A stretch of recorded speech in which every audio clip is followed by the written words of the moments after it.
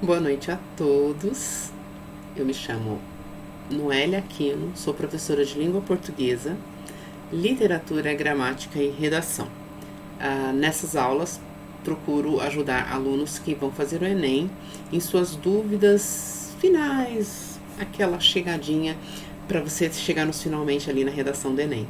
Tá bom? Se você já tem aulas para relembrar suas aulas, se você não teve nenhuma aula, se você tem muitas dúvidas, você pode deixar aqui nos comentários e eu procurarei responder. Você pode também, se quiser, mandar a sua redação. Com muita alegria eu vou fazer uma correção sobre isso, ok? Farei tudo isso por e-mail e vou deixar o e-mail aqui na descrição do vídeo. Então, vamos às nossas aulas de apoio ao Enem 2020. Hoje, especificamente, eu vou falar sobre a introdução. Na primeira aula, eu falei sobre o projeto, depois falei sobre o desenvolvimento dos parágrafos, como é que eu desenvolvo completamente um parágrafo, e agora eu vou falar sobre a introdução, parte importantíssima, tá? Logo no final, depois que eu falar sobre as partes da introdução, eu vou pegar um texto e vou mostrar para você onde é que está cada parte, que eu comentei na aula teórica, tá bom? Então, vamos lá. Introdução, parte importante da dissertação, pois é através dela que o leitor saberá 3 coisas: contextualização do tema, a tese e o encaminhamento argumentativo. Tá? Tese aqui não é aquela tese com 5 elementos, é apenas a sua posição sobre o tema. Então, vamos falar sobre cada uma dessas partes. Primeiro, contextualização é assim: você primeiro faz uma relação entre uma música, um fato histórico, um artigo jornalístico, um poema, um trecho de reportagem, um evento histórico. O que você fizer relação com o tema, para que a pessoa já entenda qual que vai ser a sua posição, ok?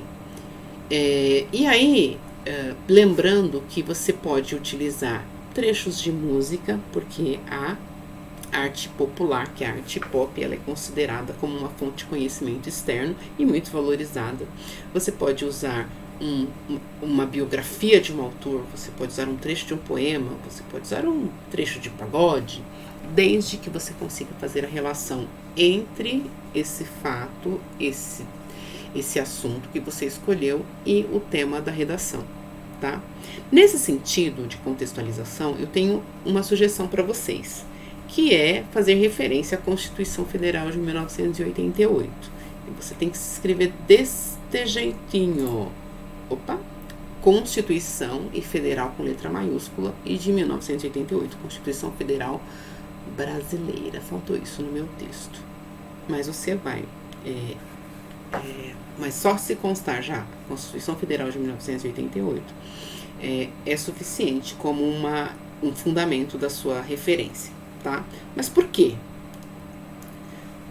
Olha só, o artigo 6º da Constituição, ele trata dos direitos de todos os brasileiros, que eles têm direito à educação, saúde, moradia, transporte, lazer, seguridade social, proteção à infância e maternidade e alguns outros assuntos. Então você percebe que isso é muito variado.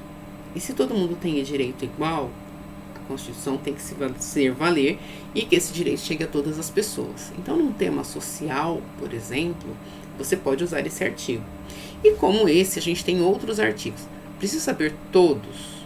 Não, esse é um artigo-chave. Eu também indico o artigo 3º, 4º e 5º. Por exemplo, o artigo 3º fala dos objetivos fundamentais de uma república, que é garantir a democracia. E a democracia só é alcançada se a Constituição for cumprida, e aí você pode fazer valer os seus argumentos de acordo com isso. O artigo 4º, que regem as relações internacionais, e o artigo 5º, também muito importante, que todos são iguais perante a lei, então todos têm que cumprir a lei, e caso não cumpram, o castigo deve ser igual para todos. Não estou falando o que acontece, estou falando como é que está escrito na lei. Então, essa é uma fonte muito rica de contextualização, tá certo? A Constituição Federal de 1988. Continuando. A tese que a gente se refere aqui não é aquela tese com 5 elementos que vai normalmente no final do texto. Ela é a sua posição inicial sobre o tema. Se você é sim ou não, a favor ou contra uma das preposições da frase temática. Supondo que uma frase que te escolha, por exemplo, se ela fosse escrita assim sobre o cinema no Brasil é democrático ou não? Então, você nesse momento escolhe uma posição de maneira bem simples. Brasil ou Argentina? Você é Pelé ou Maradona? Você é biscoito ou bolacha? Certo? É nesse momento que você usa um período para confirmar a sua posição sobre o tema. E aí você já cumpre o segundo quesito da introdução, que é a tese. E finalmente, o terceiro quesito, chamado de encaminhamento argumentativo, eles são as setas, são aqueles períodos que vão me dizer que tópicos você vai desenvolver. E eu sugiro aqui que você escreva, use os seus tópicos frasais como chave. Porque aí vai indicar, primeiro, você é obrigado a pensar nesses tópicos antes de escrever. E segundo, vai indicar para o avaliador que o seu texto ele foi pensado antes de ir para o papel. Porque existem pessoas, muitas pessoas, que têm um talento natural. A cabeça dela organiza muito bem as informações enquanto escreve. Então ela está lá naquele fluxo de escrita, mas ela já fez um projeto mental. Num exame tão importante quanto o do Enem, que pode determinar se você consegue ou não a faculdade que você quer, ou consegue ou não a nota que você quer, eu acredito que todos devem fazer um rascunho, ok? Então todos têm que fazer um projeto, um rascunho e depois passar o texto escrito com todo cuidado. Ele vale muito na sua nota, tá bom? Então, no encaminhamento argumentativo, eu sugiro que você utilize os seus tópicos frasais. Então, para a gente agora poder entender cada uma dessas partes, eu vou colocar aqui na tela para a gente um texto escrito no tema do Enem 2017, tá? Ele foi escrito aqui, ó. Tá aqui para vocês na tela.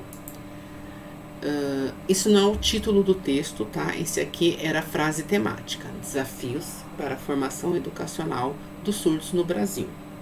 E aqui eu quero encontrar 3 coisas: contexto, tese e encaminhamento argumentativo. Então vamos lá. Eu lerei brevemente. Perdão. Esse texto foi escrito pela Isabela Barros Castelo Branco. É uma moça lá do Piauí. Ela tirou nota 1000 nesse texto que escreveu. Eu consegui esse texto no site do G1 e tá disponível lá na íntegra para vocês. Depois eu vou deixar também aqui o link na descrição, tá? Então vamos ler juntos? E aí depois que nós lermos eu vou mostrar as partes para vocês. Na mitologia grega, Sísifo foi condenado por Zeus a rolar uma enorme pedra morro acima eternamente. Todos os dias, Sísifo atingia o topo do rochedo. Contudo, era vencido pela exaustão, assim a pedra retornava à base. Odiernamente, esse mito assemelha-se à luta cotidiana dos deficientes auditivos brasileiros, os quais buscam ultrapassar as barreiras as quais os separam do direito à educação. Nesse contexto, não há dúvidas de que a formação educacional de surdos é um desafio no Brasil, o qual ocorre, infelizmente, devido não só à negligência governamental, mas também ao preconceito da sociedade. 3 coisas. Primeiro, contexto. Está bem claro que ele usou aqui uma história da mitologia grega, o mito de Sísifo. Tá? Ele conta aqui, resumidamente, a história. Eu coloquei aqui para vocês. Mas ele completa o seu objetivo. Tá? Então, primeiro, é uma fonte reconhecida porque é da mitologia grega. E aí, continuando, odiernamente, esse mito assemelha-se à luta cotidiana dos deficientes auditivos brasileiros, que buscam ultrapassar as barreiras as quais o separam do direito à educação. Então, eu tenho um uso produtivo também dessa fonte, porque eu já fiz uma comparação. O Sísifo, exausto de tanto tentar, a pedra retornava à base, então ele via todo o seu esforço indo por água abaixo. Da mesma maneira, os deficientes auditivos veem barreiras que os separam da educação. Isso nós chamamos de uso produtivo. Os dois, você conseguiu escrever qual que é a relação que um assunto tem com o outro, tá? Usou também a palavra odiernamente, que é um elemento de coesão da competência 4. Ele é um conectivo também que nós consideramos variado, que demonstra que o aluno tem um repertório, né, de conectivos. E aí, em seguida, ele coloca aqui, ó, não há dúvidas de que a formação educacional é um desafio no Brasil. Essa é a tese. Ele diz que não há dúvidas de que é um desafio, mas não é um desafio vencido, porque o Sísifo também não conseguiu vencer o seu desafio. Isso ocorre devido não só à negligência, mas não só à negligência governamental, mas também ao preconceito da sociedade. Eu tenho encaminhamento argumentativo aqui. Primeiro, é um desafio porque o governo é negligente e a sociedade é preconceituosa. Ele encaminhou 2 tópicos aqui, dizendo pra gente o seguinte, ó. O desafio acontece por 2 motivos, negligência e preconceito. Não sei porque preconceito está errado. Então, ele já me indica, a autora já indica aqui para o leitor que ela vai desenvolver esses 2 argumentos, ok? Então, repetindo esse trecho. Contextualização, quer dizer, ele é feita a contextualização, ela termina aqui. Porque ele fala primeiro do Sísifo, depois ele fala do tema. Aqui, no segundo trecho, a tese, não há dúvidas. E no terceiro, aqui, ele coloca o seu encaminhamento argumentativo. Ele diz pra gente sobre o que ele vai... Ela diz pra gente sobre o que ela vai tratar. Tudo bem? Muito bem, pessoal. Dessa maneira,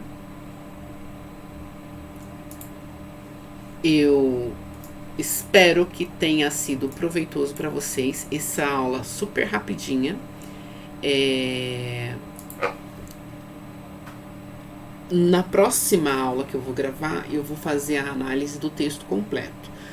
Análise não, porque ele já foi corrigido, ele é um texto nota 1000, mas eu vou mostrar para vocês o que é cada item. Nós fizemos aqui da introdução, nós vamos analisar o desenvolvimento de cada ideia e como é que ela faz esse desenvolvimento completo. E depois também vamos falar sobre a tese, os 5 itens necessários à tese, ok?